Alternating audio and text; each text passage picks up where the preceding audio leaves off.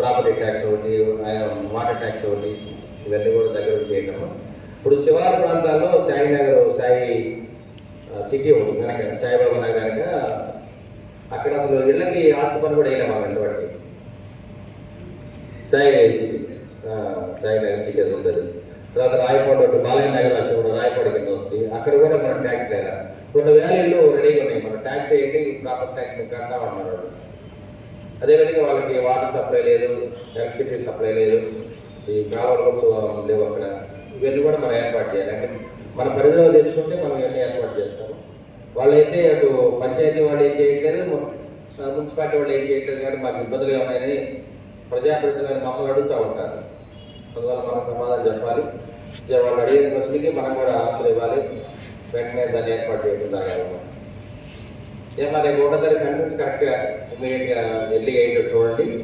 అదే రోజు match drive కూడా పాల్గొంటాం. శానిటరీ మ్యాచ్ డ్రైవ్ కరెక్ట్గా అందరూ వస్తారు, మనం కూడా దగ్గర చేద్దాము.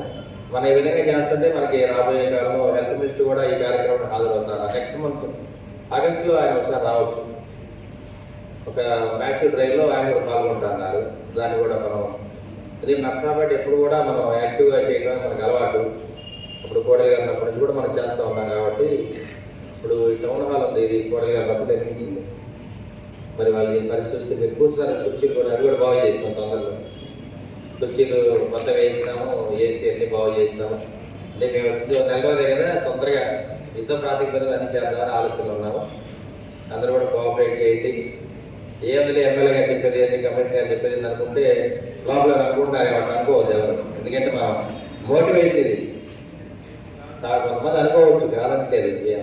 మోటివేట్ చేసుకోవాలి. మనం మోటివేట్ చేసుకుంటే మన పట్టణాన్ని మనం శుభ్రం చేసుకోవాలి. నేను ఎందుకంటే ఎవరిని అమెరికా నుంచో లండన్ నుంచో మీ పిల్లలే రావచ్చు, మీ తమ్ముళ్ళు వస్తారు, మీ అన్నలు వస్తారు.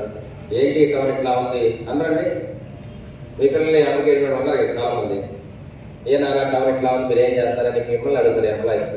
ఏమో అడగరా?